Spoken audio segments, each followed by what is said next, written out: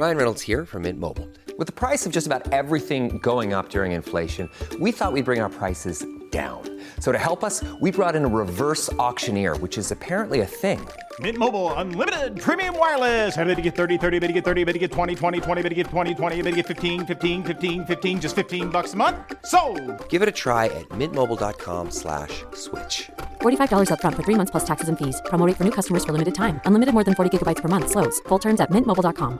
Atheists, agnostics, long-haired weirdos, short-haired weirdos, vandals, hooligans. The government, hug the government, love the government, hug the government, love the government, hug the Welcome to The Politics Guys, a place for bipartisan, rational, and civil debate on American politics and policy. I'm Trey Orndorff, a political scientist at Oklahoma Christian University, and I'm joined by the professor of law at Chase Law School, Ken Katkin. Ken, welcome to week 2 of you and me on The Politics Guys. 2 out of 3. We're going to do a three-peat next week. I know, it's exciting. Now, just for our listeners, I know that Mike on Facebook said, look, you know, Jay is missing and there's been a coup, right? He was accusing Ken and I of a coup. And I want you to say that, listen, Jay is not missing. He's just locked in my basement and he can't come out right now. Now, if that's a coup, I don't know. Anyway, but no, it is a lot of fun to get to be doing our 3 weeks together, Ken.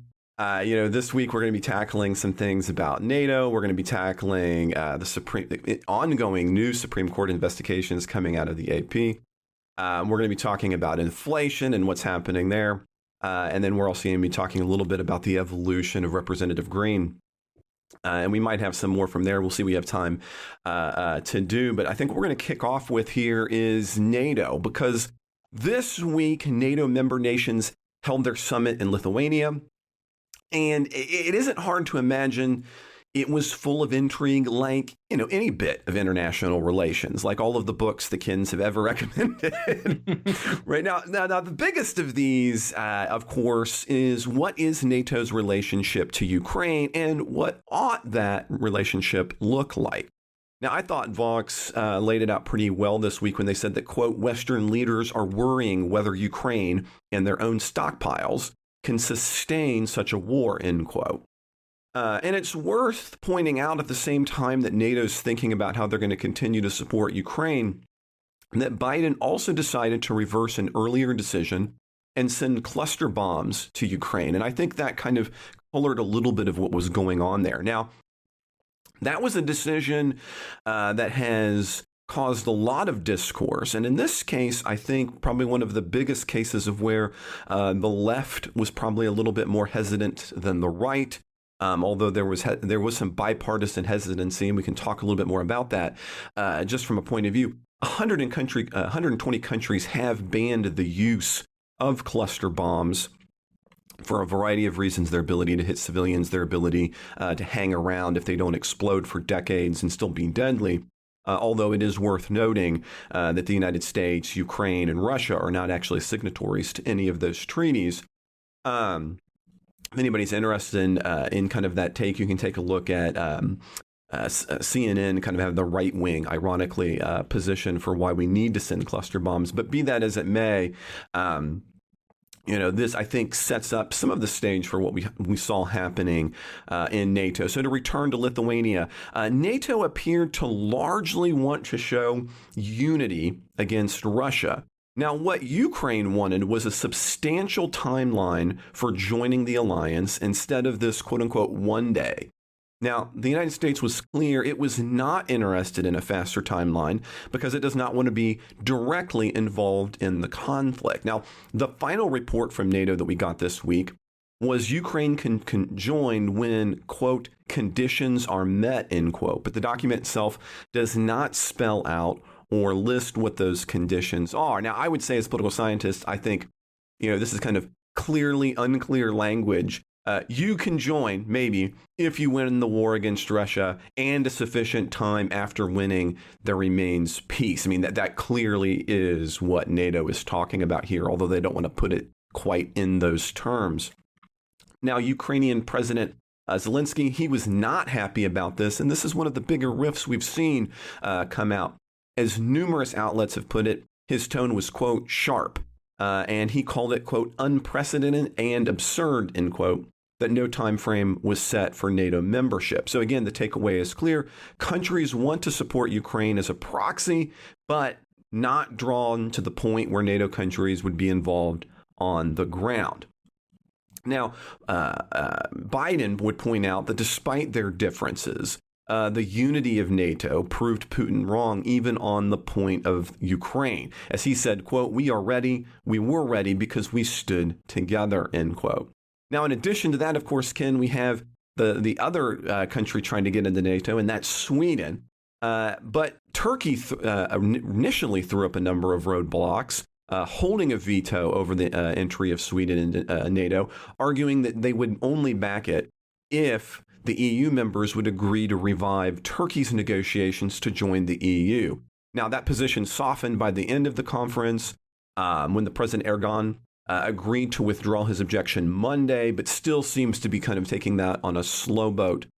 So we'll see. He says he's going to take that up for ratification with Turkey's legislature in October. President Biden was credited with making that shift with Turkey possible. So for me, Ken, I see the two big items here is we have the relationship of Ukraine to NATO, what that means for the war, what that means in terms of munitions headed to Ukraine. And then, of course, we have Sweden, which is making this bid because of the moves by Russia and maybe these slow boatings by Turkey. Do you agree with that? And what do you see happening on those two fronts? So on the front with Turkey and on the front with Ukraine, you're saying? Yes. Yeah.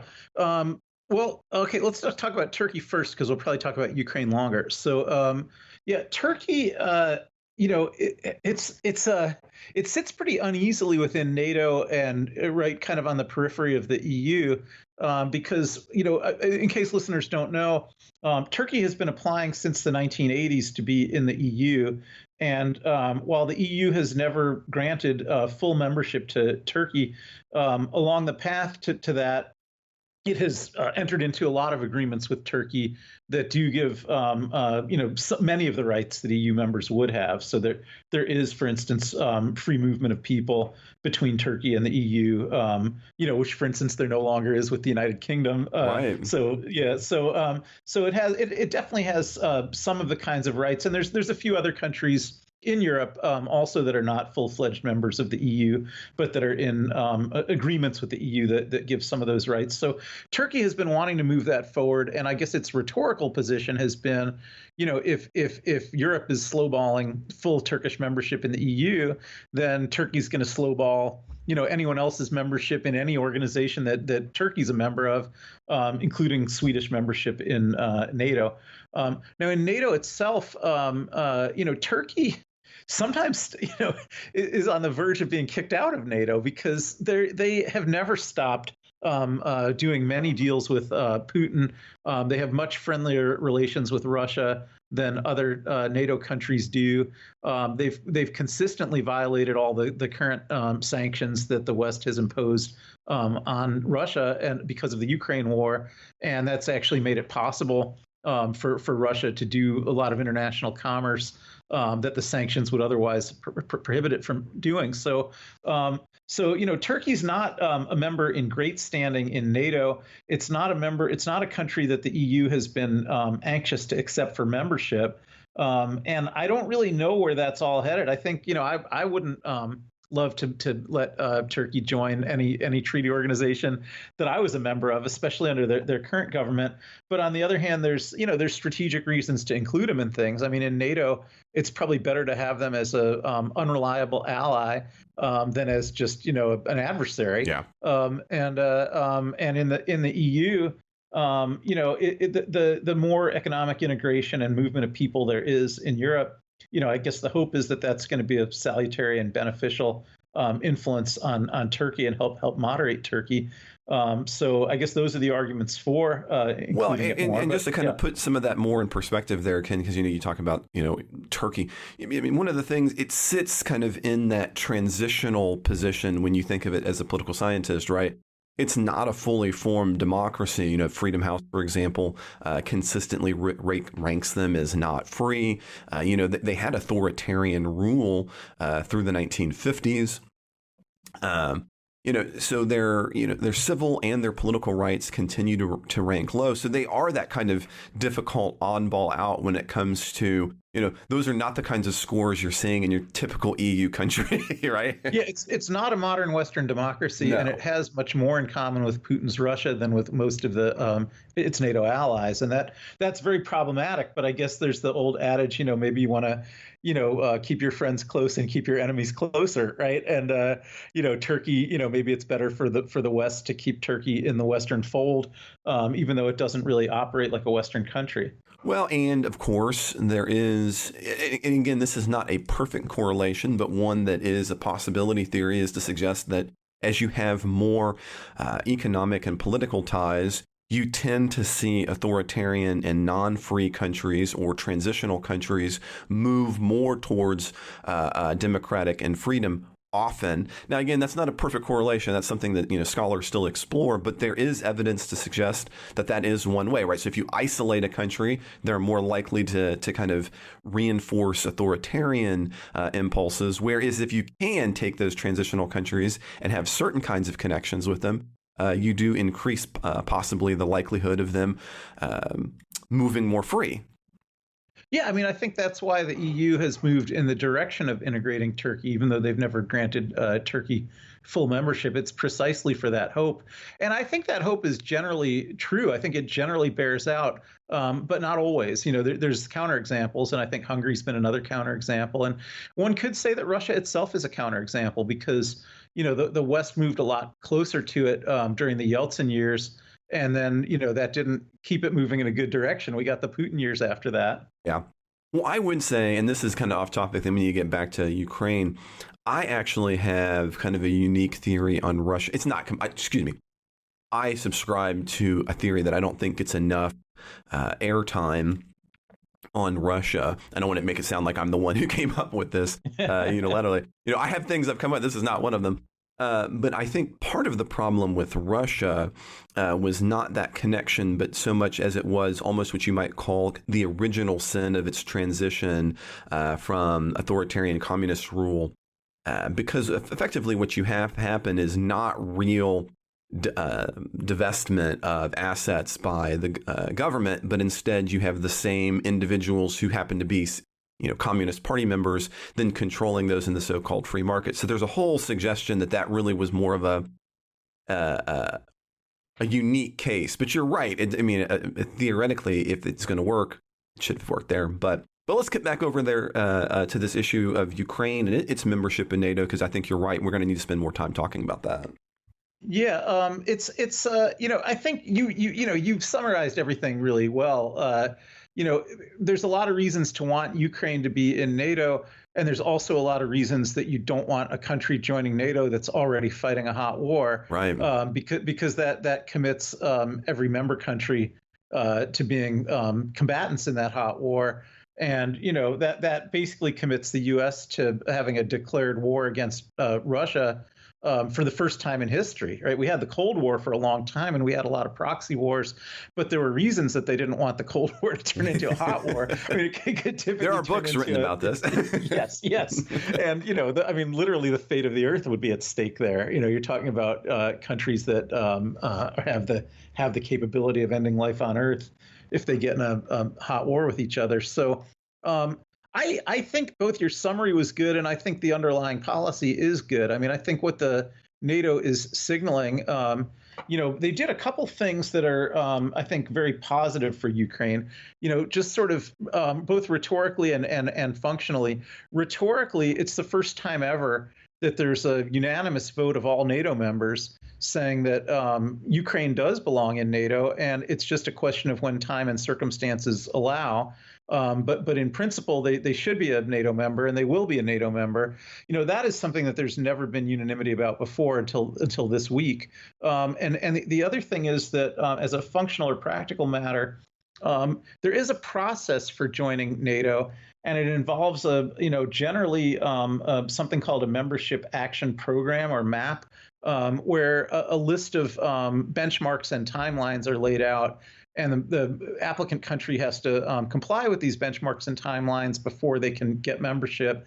And on the one hand, as you noted, Zelensky's complaining, well, they wouldn't even give us a membership action program, which is true. But the other half of that is they actually waived the requirement, right? So in this thing, NATO says, well, we want Ukraine as a member when time and circumstances allow. And in fact, when time and circumstances allow, we're just going to make them a member. They're not going to have to go through a membership action program like every other non-original member has had to go through. So I think it's a pretty strong statement that Ukraine is part of the West, that the West isn't going to be drawn into a hot war that could become a nuclear war between the U.S. and Russia right now, but that we're going to keep the whole West, the unified West, is going to keep supplying quite a lot of military aid as we have been this whole time, and that we expect that Ukraine is going to see its way through this conflict. Yeah, so NATO is expanding now. Finland joined, Sweden just joined, Ukraine will be joining, and these are all countries that are actually physically on the border with Russia, as is Turkey. And so, that's really speaking to a world where something like a future invasion of Ukraine, isn't going to be possible, because Russia is not going to attack any NATO member country, and there's starting to be a ring around Russia of NATO member countries. Yeah, this is something that I have pondered. I think it's unlikely. I mean, you say they're not going to invade a NATO country, and I would say I 85% agree with you. But I can't help but wonder, especially as we see some of the internal, we covered last week some of the internal politics happening in Russia. I can imagine a cornered Putin doing some pretty dangerous things. And so I can't help but have 10 or 15% of myself that thinks I could see the man blowing things up. But I'm curious, I mean, do you have that? Are you kind of that 80, 90, 10, 15% like I am? Or are you more confident that, look, Putin's not going to do that? Yeah, I'm even more confident. And the reason for that is, let's suppose I agree with your number of 80%. There's 80% chance that Putin would be dissuaded or disincentivized to invade, but there's still a 20% chance that he wouldn't care and he would do it. Well, I think even if I accept that number as an accurate number, I don't think he could pull it off, because he's got his own. People think of him as a dictator, but he's got to keep the military on his side. He's got his own version of the Pentagon to deal with, and I think there's there's cooler heads over there, and they're not going to launch a suicide mission like that. There's some kind of process. He obviously controls his parliament a lot more than our U.S. presidents control our Congress. But there's even a certain point. The understatement of the world says every Biden official right now. But continue. Yeah. But I'm saying, even with the extent that he largely can choose who's in the parliament, and that he largely tells them how to vote. I think there's limits to that. And starting what's going to be a nuclear war against NATO, that's going to be a suicide mission for sure. I think he's not going to be able to get it done, even if he decides that's what he wants to do. Yeah. Now, I think something else here, and this might come off as unusual, but I think it's important. I think that precisely what we saw happen in Lithuania and what we've seen happen with this is an example of, while I have deep policy disagreements in some areas with Biden, the Biden administration, why Biden was an excellent presidential pick for the time that we had vis-a-vis the alternative in Trump. I mean, I just can't imagine, getting Turkey to turn around, walking this line with both supporting the Ukraine, but being willing to, kind of draw important lines with Ukraine. Those are not easy tasks. And I think this is an area, it's not going to help win any points politically in terms of an election. But I do think it's an area where where Biden and the Biden administration should get some credit. Yeah, absolutely. I thought you were going to, agree more vociferously than that. I mean, I agreed. I didn't. Yeah. Okay, yes, there you go, Trey. Trey, you're so right. You're so right. I agree so much. You're so right. No, it's all good. It's all good. Is there anything else that we think anything I've missed here from my overview that I think we need to talk about in terms of NATO, Ken? I do think the situation of Turkey is interesting. We talked about it a little bit already, but no country's ever been kicked out of NATO, and I don't think Turkey will be kicked out of NATO. But I think it is a real conundrum for the other NATO countries to think about kind of how to keep Turkey in line when I think consistently Erdogan's sympathies are much more with Putin than with his NATO allies, and he's in constant communication with Putin, and he does sometimes try to undermine NATO in quiet ways, and it's not a great situation. Maybe besides that, the only other issue we didn't talk about at all, there was an op-ed in the New York Times today by a scholar at the Columbia University Saltzman Institute of War and Peace Studies, where he was arguing that Europe doesn't even need the U.S. as much as it used to, and that Europe is fully capable with a military alliance with or without the United States of presenting a unified defensive front strong enough to contain Russia, and that factor will end up ultimately weakening the United States and making it less relevant in world geopolitics. And I was trying to think about that. I don't know what to think about it, but I found that a kind of provocative thing that I read this week, in response to everything that was just happening at the summit in Lithuania. And I don't know if you had any thoughts about that.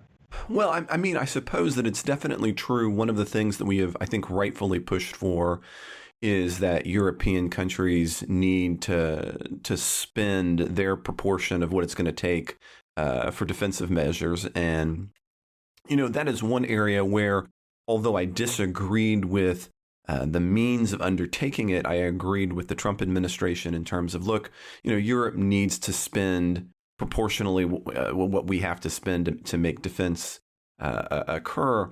But I mean, I guess the flip side of that, of course, is true, is if you make that the case, you won't get to make the same kinds of soft demands, right? I mean, so if you are picking up a significant portion of the budget, of course, that means that other individuals might be willing to kind of cede to your decisions in terms of the United States. But I don't know if that's, it seems like the undertone, I haven't read the article, Ken, but It seems like the undertones of that's a bad thing. And I'm not sure that I would suggest that that's a bad thing. I think that, I'm not sure if hegemony, I'm not sure. No, actually, I think you're right. I agree with you on that too. But I don't actually. I may have mischaracterized. I don't think the author of the piece meant to say whether it was a good or bad thing. I think he just meant to say it's a real thing. Like he was saying, and he was saying that the for instance, he has some numbers in here. Like he says, the GDP of the EU last year was 16 trillion. The GDP of Russia was 2 trillion. And so he's saying, like, the EU just obviously has incredibly more resources to bring to bear than Russia does. And so, those extra resources that they get from the US, they, with or without them, that, they would be fine. And he was also talking about Russia kind of proving itself in the Ukraine war to be more of a paper tiger than people realized. And so that if the European countries thought, well, Russia has enormous military resources and we could never handle them without U.S. assistance, Russia's kind of, showed the whole world that that's not true, although, of course, there has been U.S. assistance. So I think he was just sort of saying that's the future. And, that maybe it is. I mean, the U.S. has certainly taken an isolationist turn. The EU is it is a larger economic bloc than the U.S. is now, or even than all of North America is now. And so, maybe that's just the way things are going. And I don't know if it's a good thing or a bad thing.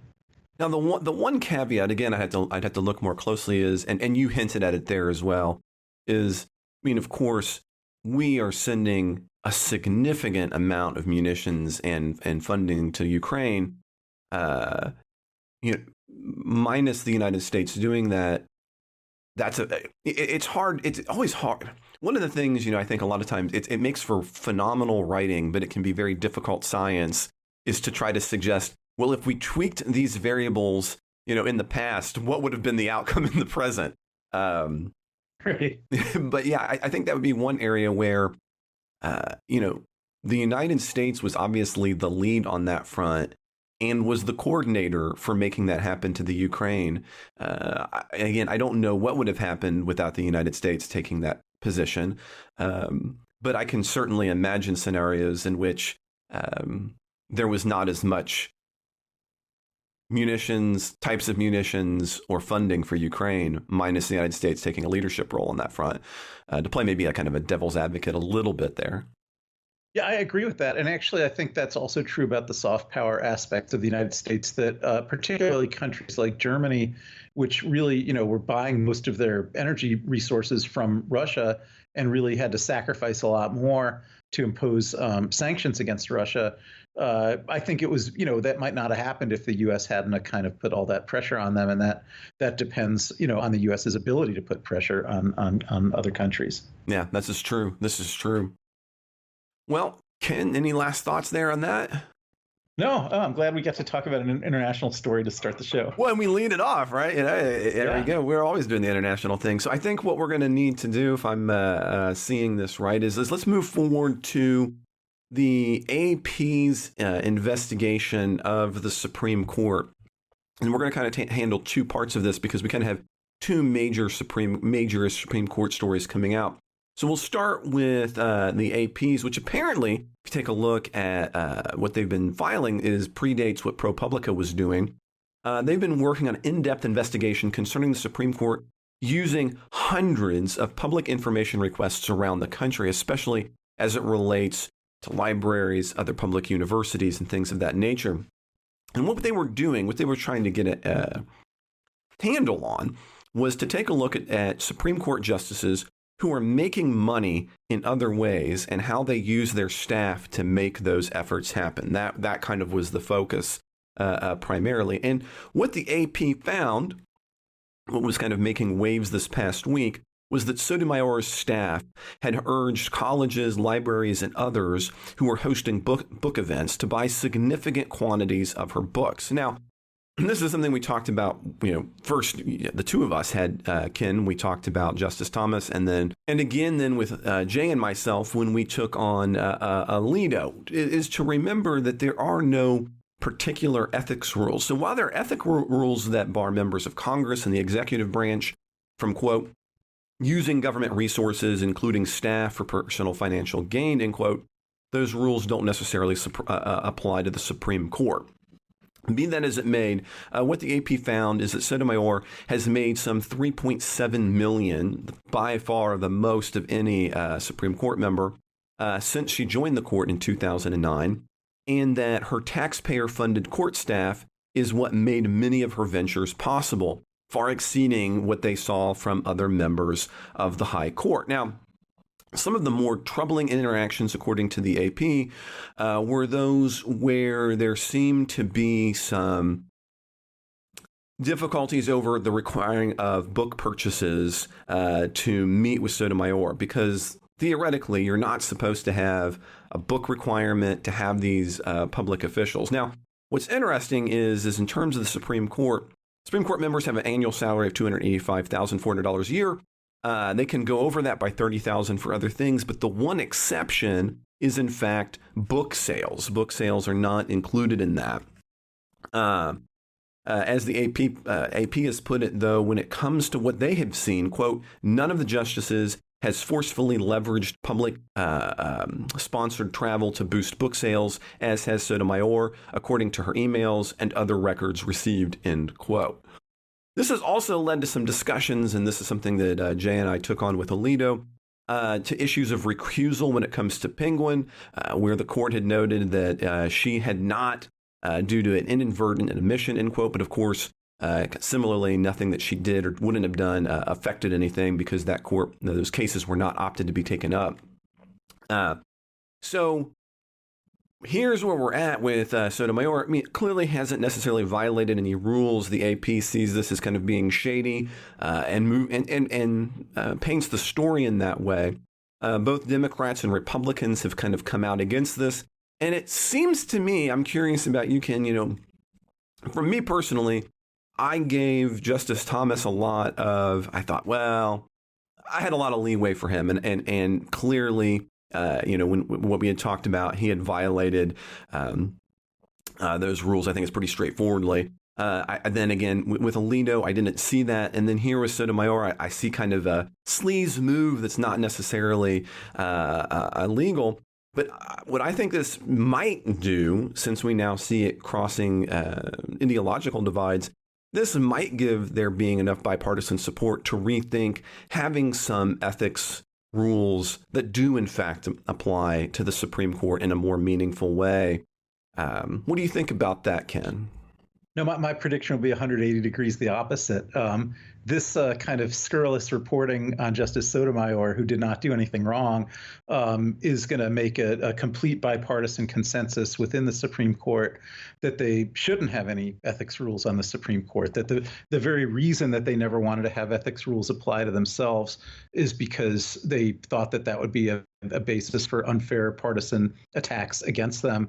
And now they will all think that. So they will never impose any ethics rules on themselves. And Congress won't do it either because Congress is too dysfunctional.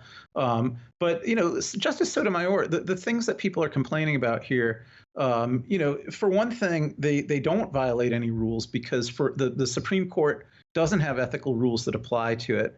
The ethical rules that apply to other federal judges and not even to the Supreme Court, as you explained, actually permit them to earn relatively unlimited royalties on books, so long as they sell the actual books. And the disclosure rules, which sometimes do apply under the Ethics in Government Act, and which Justice Thomas, consistently violated for decades. Justice Sotomayor reported all of this royalty income. It's all public disclosure. So she disclosed it all. Nothing's been concealed. Every one of her public appearances was public.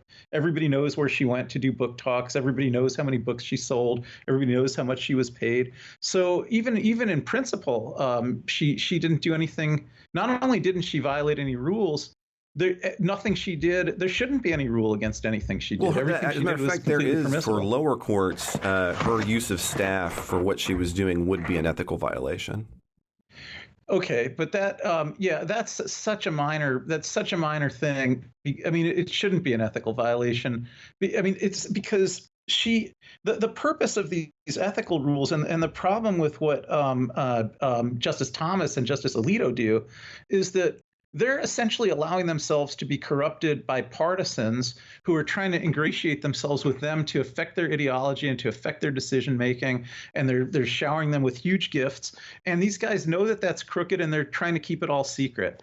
Now, in Justice Sotomayor's case, the money from selling the books is coming from millions of people who buy the books. There's nobody who's ingratiating themselves with her. Well, in this particular case, who's buying the books? Again, I'm not necessarily, I think it underwrites your opinion, but it's in fact the locations, the libraries and the universities that she is convincing to purchase the books and purchase them in large amounts of the books, especially when it comes in terms to the children's books, which make money and give in particular in people access. I mean, I don't necessarily think that destroys your argument, but I do think that's different than saying, well, just a lot of people bought the book and then showed up to these things. You're talking about staff who are trying to get different locations to purchase super large quantities of these books.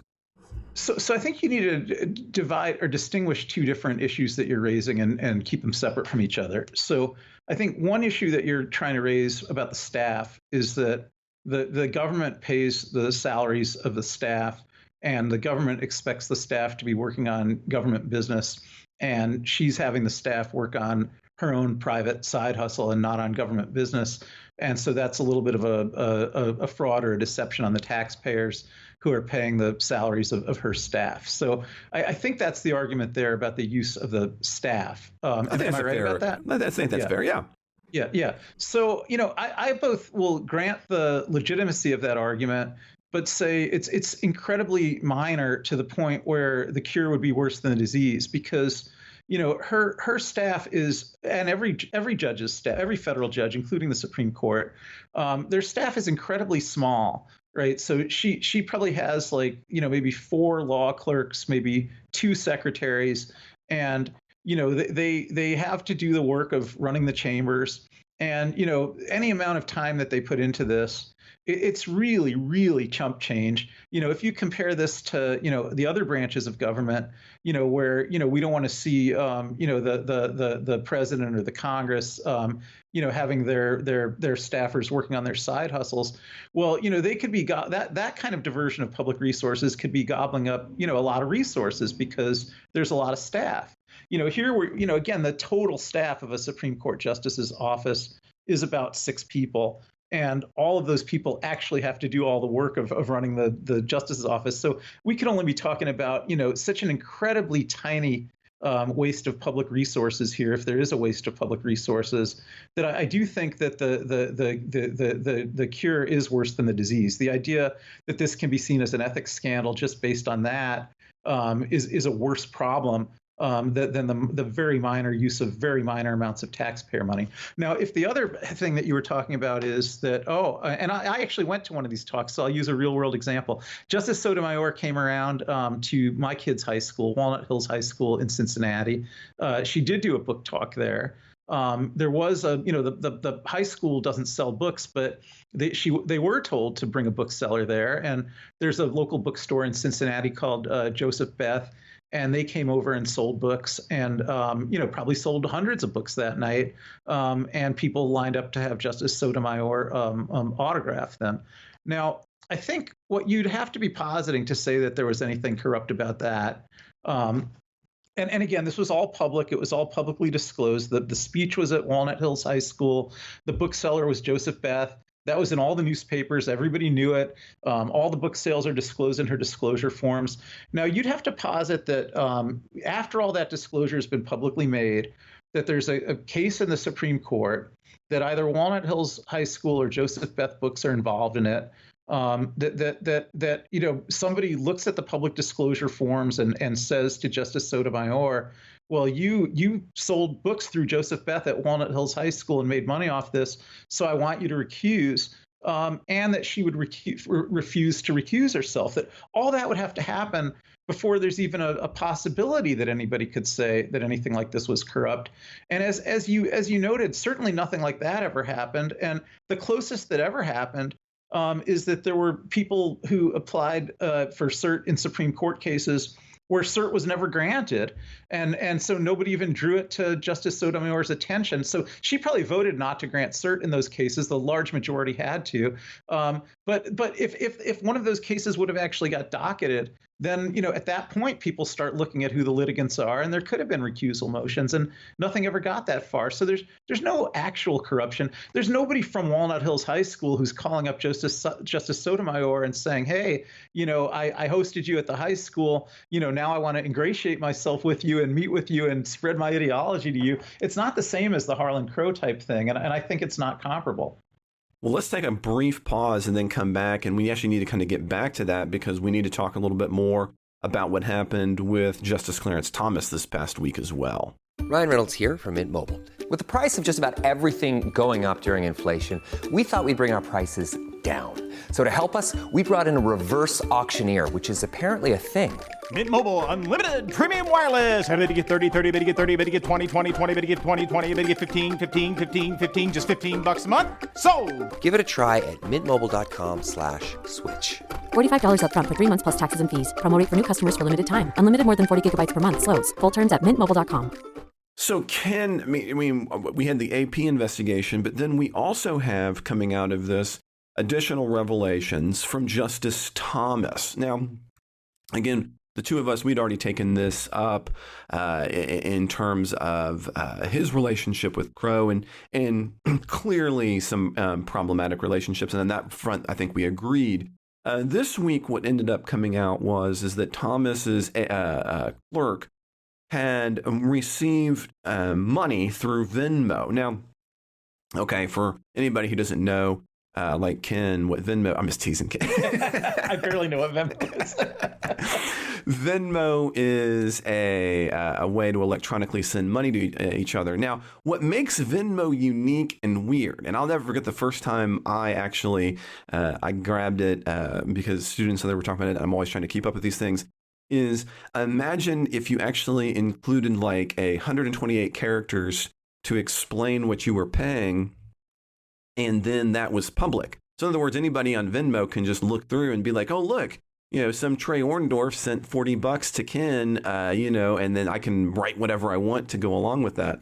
And so, as a matter of fact, the only Venmo that I've ever done was I did one once to a buddy of mine, and I put down for inappropriate reasons, right? Like I wrote something, I won't say exactly what I put, just because I knew it'd be public. I thought it'd be funny. I should probably rethink that. But because I thought it was dumb, right? The whole idea of, okay, I can't understand any circumstance and when I want to give money to somebody and then I'm gonna make it public. But anyway, that is what Venmo is, which makes it different from things like Apple Pay, Google Pay, or probably the most popular of these, which is PayPal. Okay, bring it back to Justice Thomas. What ended up happening was a number of former clerks sent an undisclosed amount of money to the current clerk, which all has, again, in those little tags, you can write what you want to, different things which relate to a Christmas party or to Thomas's Christmas party, or abbreviations that seem to indicate Thomas and his Christmas party. Now, of course, we don't know the details or the amounts. And as soon as the AP made contact with the clerk, the Venmo was made private, which is a step that you can take, although that is a multi-step process. A lot of scholars on this, Ken, basically said, look, it could be both perfectly innocent or a terribly corrupt. It's really tough to tell. But in the wake of what had happened before, it's hard to not read it, I'll say myself, in a good light, one way or the other. And again, it just kind of added to, I think, a large number of stories this week on Supreme Court members. What do you say about that, or at least especially that view from other ethicists for the court? Yeah, I mean, I think there could be innocent explanations for these payments, but I do think it's incumbent upon Justice Thomas to say what those are, especially because, some of the payments came from lawyers with business before the court. And in 100% of those cases, he voted their way, right? So one of them was Patrick Strawbridge, who was the lawyer who just recently won the affirmative action case. One of them was Kate Todd, who served as White House deputy counsel under Donald Trump. She worked for Pat Cipollone in the White House counsel's office, which won some cases, or at least argued some cases, and got Thomas's vote. In fact, they got Thomas's vote even on the case about trying to investigate the election, where he was the only one who voted that way. So I think he should explain why his law clerk was taking Venmo payments from his former clerks who are currently lawyers with business before the court. There was some other reporting on other Thomas undisclosed stuff that came out this week, too. There was a big New York Times piece about a group called the Horatio Alger Society, which Thomas is a member of.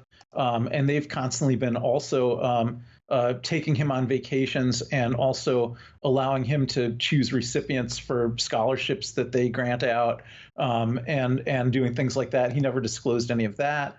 The Times article also talked about how he never disclosed that somebody had paid for a vacation that he took in the Bahamas in the mid-'80s.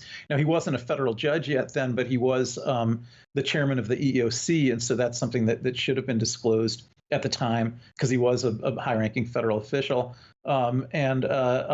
Somebody else said that also during that time, when Justice Thomas was married in 1987 to his first wife, and he was chairman of the EEOC, that a third party paid for the wedding reception. And again, that wasn't disclosed either. So there's an increasing amount of reporting coming out over a long period of time about individuals making very large gifts to Justice Thomas, individually, that should have been disclosed, and him not disclosing them. And so I think that's a bigger deal than the Christmas party Venmos. I think the Christmas party Venmos may have just been reimbursements for out-of-pocket expenses that the clerk made, and not not really anything corrupt. But I think he should explain that. Yeah, I mean, it would be an easy explanation. I think the problem for Thomas right now, and I think you've laid it out really well there, is that you have a long pattern of what appears to be some pretty terrible behavior. I mean, there's just no other way to put it. Think. Yeah. And again, this guy, I came to, when this first came out with ProPublica, I was a little skeptical, but I mean, the evidence is clear, and in a way where I didn't, and again, we don't want to rehash everything, but in a way that I didn't see the evidence being clear for Alito, I see this being clear for Thomas. He clearly is, especially with the, with his house, with his mom, with his, I don't know what else. I mean, there doesn't even appear to be a plausible possibility for what that story is. Well, he wants to be sort of a kept man who's subsidized by his billionaire friends, and they get a lot of access to him because of that, and they ingratiate themselves with him, and they inculcate him with their worldview and dispose him towards their causes. I think in all honesty, I think that I don't think they've changed him any, but I think that him being who he is has allowed him to be in these positions, and they are happy that he is there and happy to lavish money on him because he is there. That doesn't make it any better. But yeah, but anyway, I think what we should probably move on to now, Ken, is in the inflation data from this week. So inflation has finally showed some signs of abating. Now, this is one which I think that I was spot on about, right? I don't often say this about the show, but I'm going to say I was spot on about this. Forever, the message was, it's going to be a few months. It's going to be a few months. And I consistently argued that was not going to be the case, that it was going to be well over a year. Here we are in 2023. Here we are in July, taking a look at June data. And then the answer is we're just now seeing inflation going now. That doesn't mean that damage hasn't been done, right? I mean, as NBC has shown, the normal grocery bill is 40% higher than it was today than it was at the outset of the inflationary pressures. Now, inflation is cooling, but we're going to need to see time where that ends and what that looks like.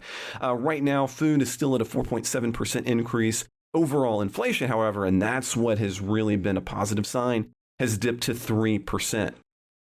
Overall inflation hit its peak at 9%.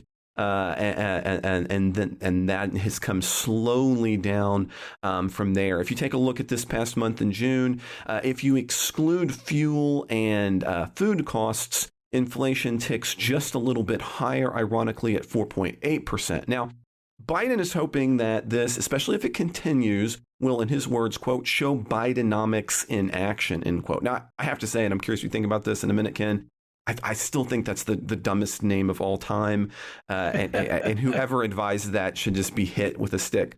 Now, here's where I think the news gets a lot of this wrong. One of the big things this week was like, but look, people aren't rightfully indicating how much better they feel. And of course, the answer is obvious, and whether you're on the left or the right, it should be pretty straightforward. Economics is a lagged indicator. So nobody is going to be already polling differently as a result of June inflation numbers, right? That's not how this works.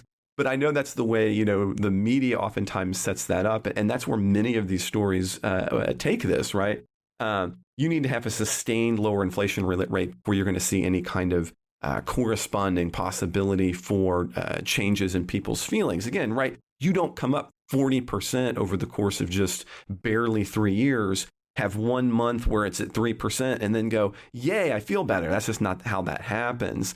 And so that's why I think a lot of outlets this past week are still a little bit confused. Many of them like, yeah, but Biden's approval rating's only 33% and only 24% say that what he's doing on the economy is doing a good job. And the answer is, well, whatever you think about whether he's a part of that or not, it's just too quick to see that happen. It's going to take a sustained moment.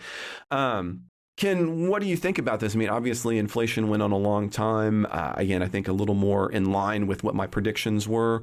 Where do you think things happen from here? And I'll even let you kind of flow into this because I know this is what everybody's always curious about. And it's clearly what the Biden team is hoping for is this might bode well for reelection bids. Yeah, no, I think on the starting with the politics and then turning to the economics, one of the difficulties with these polls about how do people think, whatever, is those are incredibly influenced by partisan considerations, right? So I think, Republicans and conservatives, no matter what their financial situation is, they're very likely to say that the economy's not good and it's not improving because, they just associate they can't dissociate that question from their thoughts about Biden. So I think you get kind of those kind of polls are, not ultimately. I mean, they're important for political reasons, but not so much for economics, I think. On the economic side might be where you're taking a look at it in terms of Democrats, right? Democrats are polling pretty low on those fronts as well. That's why you get 24%. But continue. Yeah, well, that's a fair point. That is a fair point. So I think on the inflation itself, I think you were, as you said, you were right on the timeline. I didn't predict a timeline that I can remember, but I think I agreed with the direction that that there was a perfect storm of factors that made inflation go very spike really, because you had the combination of the supply chain problem, the energy price spike because of the sanctions against Russia, and the stimulus spending, and so you had like kind of a moment in time where there's more money than ever floating around, and there's less goods being produced and getting to market, and energy costs went up. And so, of course, there was this massive inflation spike. And just, naturally, if nothing had been done, if no policies had been implemented, that was going to come down because at a minimum, the supply chain problems that happened during the pandemic were, starting over time to be relieved, the further we get from the disruptions of the pandemic, and things like that. But I also think that the Biden administration did everything extremely capably. A lot of people were calling for them to panic a lot more than they did, and they kept a steady hand. And they kept raising interest rates. They kept announcing ahead of time, and this is the Fed too, not just the administration, but I think they were in communication with the administration. But they kept announcing ahead of time, inflation's still too high. We're still going to raise the interest rates by another 0.25% or 0.5%. We're going to keep doing that. We're going to keep doing that. They kept doing it, and eventually it had the effect of cooling off demand some. Without actually, causing any kind of recessionary impact. So employment stayed just as full as it's been, even as inflation came down. Inflation has been coming down, for at least 6 or 9 months now. So, it finally reached an end line, a finish line where people would say, good, they got it pretty much all the way back down. But this is something that's been, completely evident for the past 9 months, that every quarter inflation's been coming down compared to the previous quarter. And so it got all the way down. And, I think if they would have tried interventions that were even more dramatic, it would have caused more hardship and more economic disruption and more unemployment, and would have hurt the stock market more. The stock market came way up all year too, at the same time that inflation was going down. So, people who have investments have been making money at a much faster rate than inflation in 2023. And so I think the economy is looking really good right now. Yeah, the things that I would add is, one, I wouldn't anticipate that you're going to see it. You're going to have a little bit of incremental moving. I actually agree with you in the front that I think we're basically at the end, but I think it'll spike a few times. And the reason I make that prediction isn't for anything kind of qualitative, but for a quantitative. You have an inverse of what you would expect in inflation rates right now. Normally, when you exclude food and fuel, you see inflation rate being lower than the overall inflation rate. But right now, that's actually flipped. Like I mentioned a second ago, we're seeing everything rise at that 3% rate in June, but you exclude fuel and food, and you have it at 4.8%. I think that indicates that there's going to be some additional variability. And I don't say that as a panic, but just as a, I'm not sure July, August, or September, you're going to see that same 3% until you see the more normal switch between those two numbers, which is the overall rate should be a little bit better. The overall rate should be a little bit worse than what you see it when you are including fuel and food. And that being said, I mean, that would be one little quantitative thing. And I think people are missing out on that. And again, I don't say that before I said, look, we have inflation for a long time. I just think that means we have some variability coming up in the next 3-month cycles. Well, food and fuel, of course, on the one hand, they're very important to people. People do spend a lot of money on food and fuel, but on the other hand, they're much more volatile than any policy could affect. Oh, right? yeah. Again, I wasn't suggesting that as a hit point towards anyone. Yeah, so I think that's the problem. That's why all these measures like core inflation usually exclude them. But even there, food I think is going to be a problem, a kind of chronic problem because climate change is affecting food production, and that's just something that people are going to be dealing with more and more. Fuel, I do think it'll come down, it'll go up and come down. The war in Ukraine is going to end at some point, and those markets are going to get a lot more supply. And also, this country is doing an incredible job towards moving towards renewables, and that is going to bring prices down as well. But in the short run, of course, there's going to be a lot of volatility. Now, the other thing to kind of get to that longer term, the political question that I know we both want to hit at as well. I don't often find my time saying this, but I think the Atlantic this past week had really an excellent point of view when it came to why lower levels of inflation is not immediately going to be a win for Biden. And that's not because necessarily anything is terrible inflation, but the corresponding numbers of people's purchasing power have lowered. And while jobs have remained high, which is a positive thing, what they can buy with those jobs, in other words, increase in wages has not kept up with inflation. I mean, I can tell you for sure, I have lost a ton of money this way personally, and for those around me.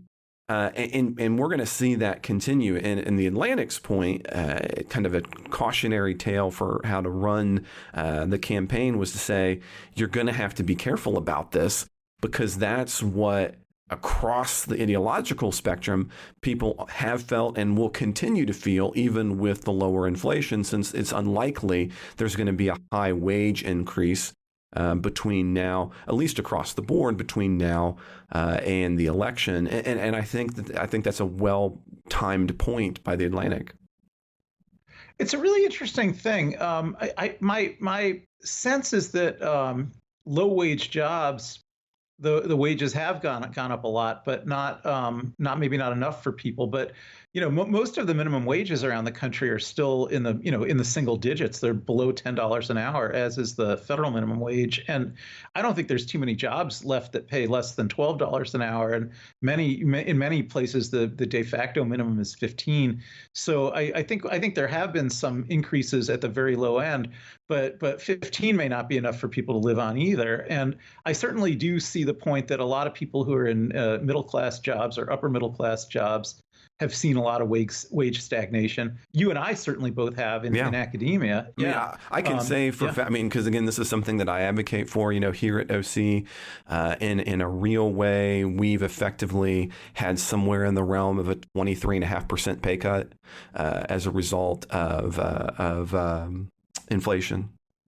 Yeah, I mean, I think similar at NKU, we haven't had too many raises in the past decade, although they tend to still, they don't hire as many people as they used to, but at NKU, they tend to start entry-level people at current market wages. So a lot of people who are just starting as assistant professors will get paid more than people who have been working there for a long time, because the public sees what the entry level salaries are. The public doesn't see what the I can't say at least here in the private sector, I can't say that's been the case. Our entry level wages have remained relatively steady here. But anyway, of course that is idiosyncratic, so we have to be careful about that. But we're griping about our own situations, but I think they are typical. Like I think a lot of people who are kind of experienced professionals who have been holding jobs for a while are not seeing raises that keep up with inflation. But whereas people at the lower end, may not notice it because, as I say, people who are earning $15 an hour may think that you can't live on that. But some of those jobs may have only been paying $10 an hour just a couple of years ago, and a lot of jobs at that end, it's just impossible to fill them without raising wages. And actually, it's been hard for a lot of employers to fill jobs even at the $15 an hour level, there's an enormous amount of available jobs in the economy at that level right now. And I don't know what it's like in Oklahoma. Here in Cincinnati, when I walk around town, very, very many retail and restaurant businesses have help wanted signs in the window and things like that. And, it's just, I think, so maybe there will be a little more upward pressure on wages. The other thing I would say is I would like to see more upward pressure from legislatures. Like, I think, if we're in kind of what the economists would call an oligopsony situation now, where, employers can't hire people because nobody wants the jobs at the wages that they're paying, but they also don't want to raise the wages. That's a good situation for legislatures to say, well, you have to raise the wages. And I think that could help. And I'd like to see more of it. I think one of the reasons you don't see that in Congress is, of course, is, as you've noted, I think you do have a conversation going on between the White House and the Fed. And I know this seems, if you're listening, this seems weird, but it is in fact what the Fed looks for. You don't want to see wages rising when you're trying to deal with inflation, right? It's so, anyway. Yeah, but it's okay. I think that's the thing. You generally don't. That's absolutely right. But we're in a situation now where the management of the economy has been skillful, and inflation has already come down, and employment is still full, and there's still actually jobs going unfilled. So if we were still in a period of inflation, I would agree 100% with what you just said. But I think we've kind of hit the turning point where inflation's come low enough, and the bigger problem now is we need people to earn more, and we need we need maybe more jobs getting filled, and I think that could be prodded along without causing any significant inflation, because we've already hit that inflection point now. Well, Ken, I know it's weird to say, we've actually run out of time for the show. What that means is we're gonna have a packed show next week. So you need to come back for the third week in the Trey and Ken takeover of the politics guys. Three-peat. Exactly. I promise you that shortly Ken will let Jay out of his basement, and Mike will get back, and they'll start doing their thing. I made that joke about me having Jay in the basement, but as any good listener might know, is I don't have a basement. But be that as it may, we're going to have to call it that as being the end of the show for this week. And if you're not already a supporter of the politics guys, I really hope you'll consider becoming one, because it's supporters that make the show happen. But it doesn't just make the show happen. It gives you all kinds of benefits as well, like ad-free versions of this show. But really importantly, what Ken and I have been working on now for this year has been our midweek show project, where we go through the Constitution, and we'd love to have you join as we finish up Article 3 and get into Article 4 of the Constitution during this upcoming midweek show. So you get lots of benefits by being a supporter. So you don't just get the good feeling. You get that, of course, too, but you get these benefits as well. You can come along with myself and Ken. And not only do you get to come along for our newest episode where we tackle the end of Article 3 and get into Article 4, you can actually go back and listen to all of the shows in order. And I really encourage you to do that, because these are kind of not tied to the constraints of the news. They don't have a shelf life to them. I think they're useful all the time and kind of give you that broader context of politics and the Constitution. So if you are interested in making that happen, you want to get some of these benefits, then what you need to do is head to patreon.com/politicsguys. Again, that's patreon.com/politicsguys. And from there, you'll see all the different levels of support, what you're going to get for those levels of support, including, like I mentioned, the ad-free version of this show, the ad-free version of all of our shows, the exclusive supporters midweek show. We're going through the Constitution, but there's other things too, like Discord. I have been actively on Discord recently. You can see people get after me. It's a lot of fun. You can see people agree, but we kind of have these real-time conversations in different channels. We'd love to have you there and have you taking part of those discussions. I've learned a few things myself, but it's a lot of fun. And if you head to patreon.com/politicsguys, you'll see all of those different levels of support, and you can see what level of support you'd like to be, up to and including all the way to being an executive producer of the Politics Guys. If you'd like to support us on Venmo, we're at Politics Guys. And again, just remember, those are public. You can also support the show through PayPal. All of those different support links are available in the show notes. Just scroll down on your phone or your tablet and you'll see them right there. Or if you like to head on a web browser, you can go to politicsguys.com/support. Again, that's politicsguys.com/support, or just scroll down and show more for all of those show notes. If you'd like to get our midweek show, but you're just not in a position to financially support the podcast right now, that's not a problem at all. Just send an email out to mike@politicsguys.com and we'll get you set up. As a matter of fact, I'll be sending out those links a little bit later today, and we'll get you set up. So whether you're a supporter or not, what we would really appreciate it if you could subscribe, rate, review on the podcast app of your choice. Sharing those with others is huge for us, and I would really encourage you to do that. If you've got a comment, question, correction, gripe, or anything else you'd like to share, you can always reach us at mail@politicsguys.com. We're also on Facebook and Twitter, and you guessed it, you can find all of those in the show notes. The executive producers of the Politics Guys are Bruce Johnson, Will Marino, Andra Masker, Daniel Toe, Ryan Beasley, Don Oglesby, and Ivan English. We'll be back with a new episode next week, and I hope you'll join us then.